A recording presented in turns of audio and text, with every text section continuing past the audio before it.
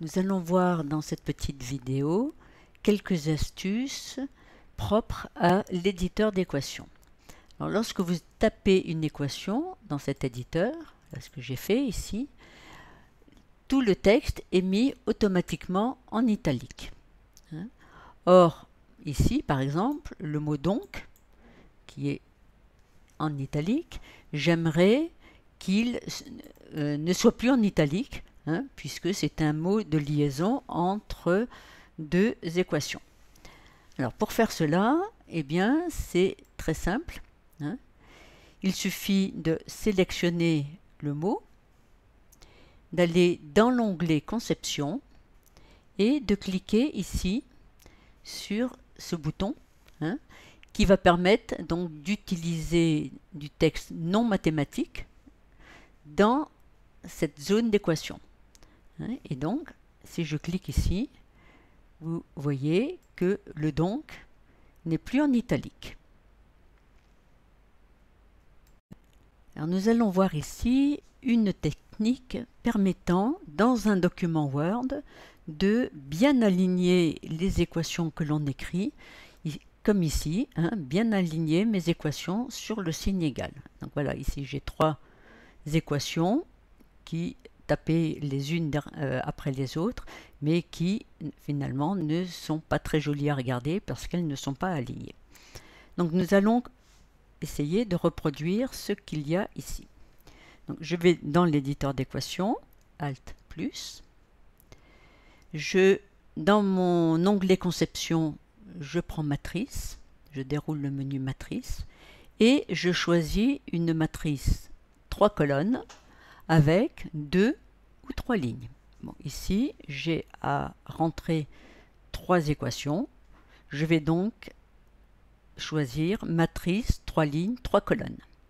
Je clique ici et je vais donc remplir cette matrice en plaçant le signe égal de chacune de mes équations au centre, dans la colonne centrale de la matrice, et donc taper le reste de l'équation de part et d'autre de ce signe égal.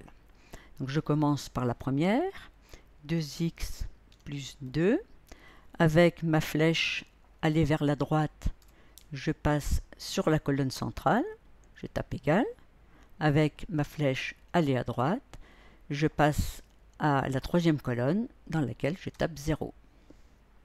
Et donc je fais la même chose pour les autres équations. Donc 2x égale moins 2.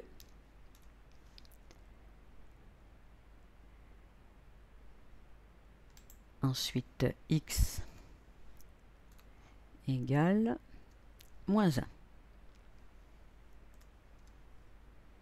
Voilà.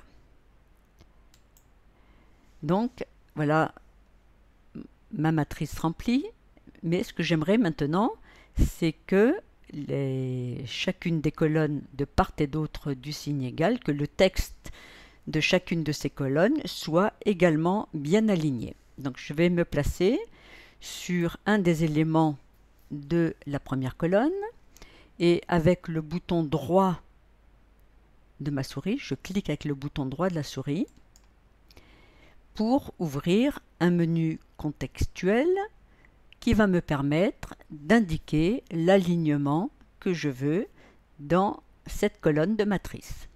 Donc ici, il faut que j'aligne ma première colonne vers la droite. Voilà qui est fait. Et je fais la même chose donc pour la troisième colonne. Donc clic droit.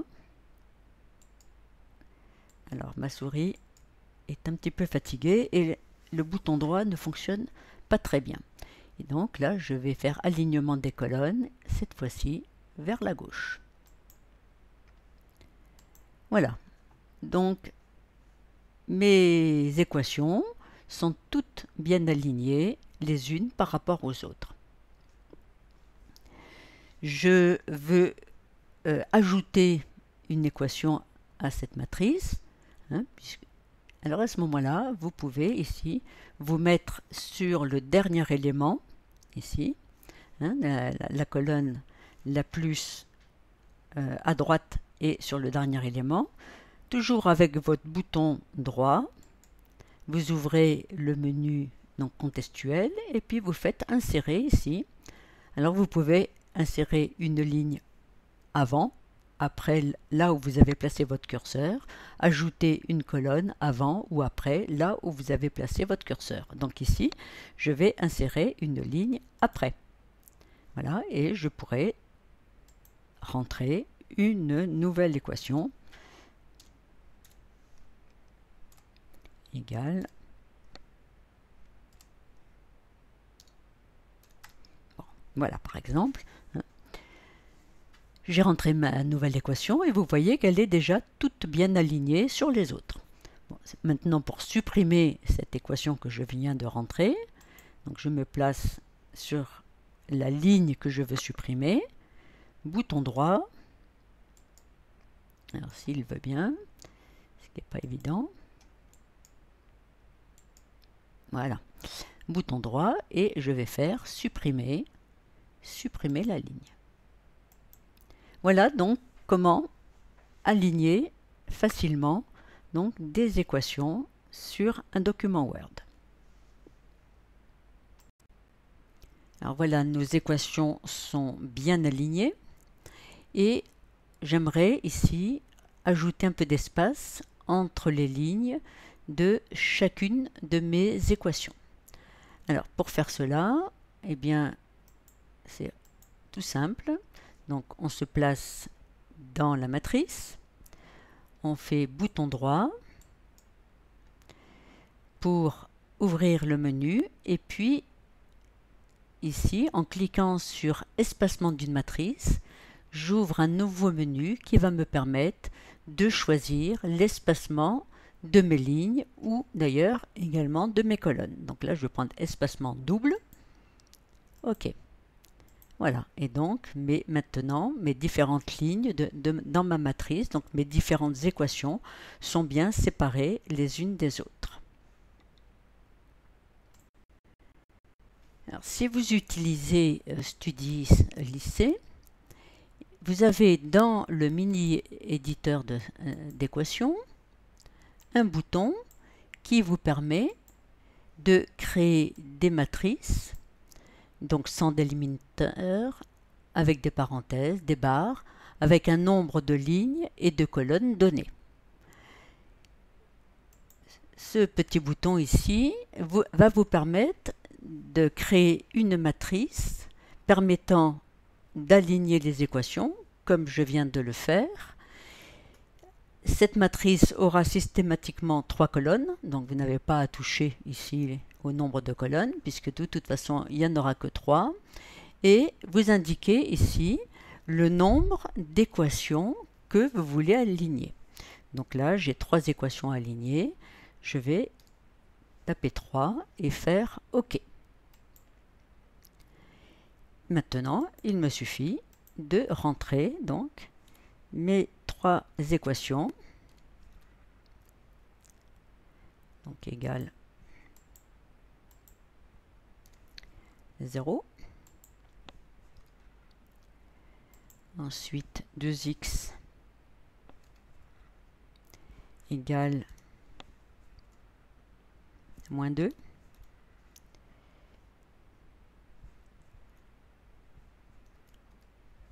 X égale x égale moins 1.